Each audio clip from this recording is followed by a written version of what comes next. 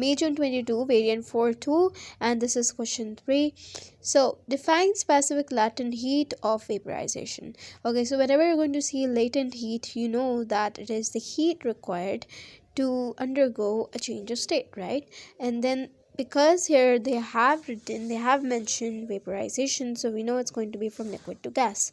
And another thing you need to keep in mind for latent heat is that it is without change in temperature, right? And the word specific, that denotes that you need to write that is for unit mass, to convert unit mass of a substance, right? So amount of heat required to convert unit mass of a substance from solid to gas without change in temperature, or you can write at a constant temperature.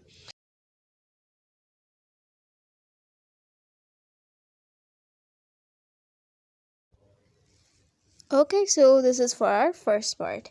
Then moving on to B part, the specific latent heat of vaporization of water at atmospheric pressure of 1.0 into 10 to the power 5 Pascal is 2.3 into 10 to the power 6 joule per kg. A mass of 0.37 kg of liquid water at 100 degrees Celsius is provided with the thermal energy needed to vaporize all of the water at atmospheric pressure. And then they're asking you to calculate the thermal energy Q supplied to the water. Okay, so here we have pressure, we know the specific latent heat of vaporization, we know the mass, we know the temperature, and we need to calculate thermal energy, right? So the formulas that are coming in my mind are mc delta t or ml. L is latent heat, right? So we can easily use the second formula, that is thermal energy is equal to ml, that is mass into latent heat. So mass is given here 0.37 and latent heat is also given as 2.3 into 10 to the power 6. So that's what I'm going to do for this part.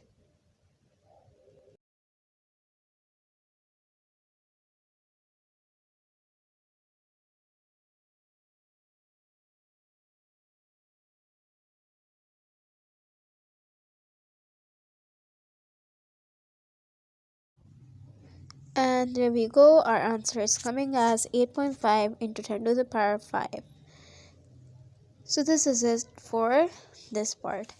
Then moving on, the mass of 1 mole of water is 18 gram. Assume that water vapor can be considered to behave as an ideal gas. Show that the volume of water vapor produced is 0.64 meter cube. Okay, so first of all, because they have mentioned that water vapor can be considered to behave as an ideal gas, we know that we can use the equation PV equal to nRT, right?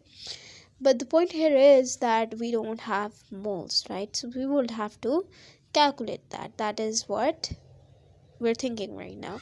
So let's do that. Alright, so let's first calculate the number of moles, right? So I can simply calculate that using unitary method. We know that 1 mole has 18 gram, right? So, and we know that we can convert it to kg.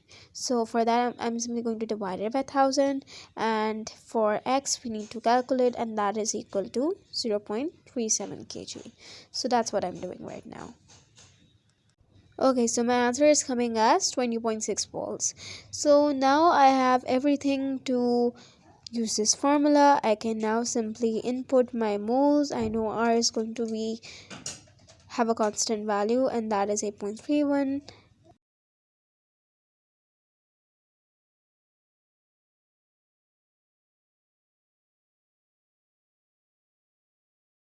I will have to convert my temperature to Kelvin, and for that I'm going to simply add in 273 to it.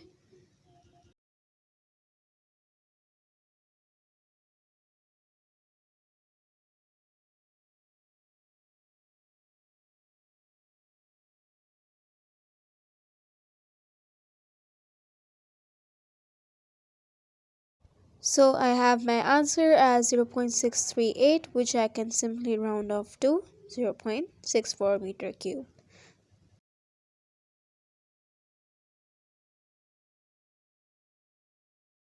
So assume that the initial volume of the liquid water is negligible compared with the volume of water vapor produced, and then we need to determine the magnitude of work done. Okay, so for the next part, they've told us that the volume is negligible and we need to calculate work. So let's get straight on to it. So we know that work done is pressure into change in volume, right? And I do know volume, and that is 0.64, which we just calculated from the part above. And we know that,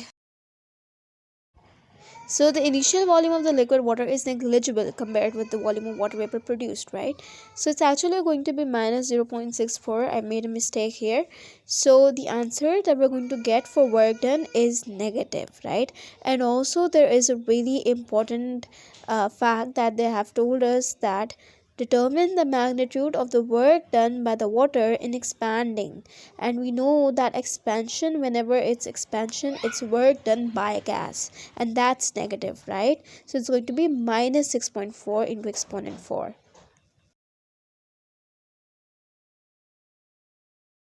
Okay, then use your answers in B part 1 and B part 3 to determine the increase in internal energy of the water when it vaporizes at 100 degrees Celsius, and then it's asking you to explain your reasoning.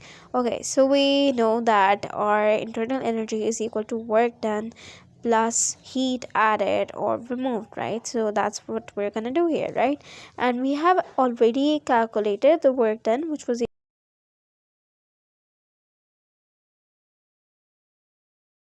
and thermal energy that we calculated in the first part, and that was 8.5 into 10 to the power 5, right? So that's it for this part, and I have to add the negative sign of work done as well.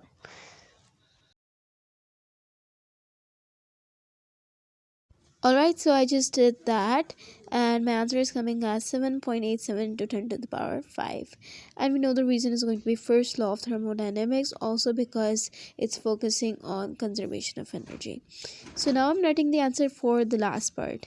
Okay, so if you see what it's asking for, it's asking how the specific latent heat of vaporization of water at a pressure greater than atmospheric pressure compares with its value at atmospheric pressure. So we know that if the pressure is going to be greater, what's going to be greater? Work done is going to be greater, right? So to keep the internal energy constant, what has to increase? Your work done has increased, right?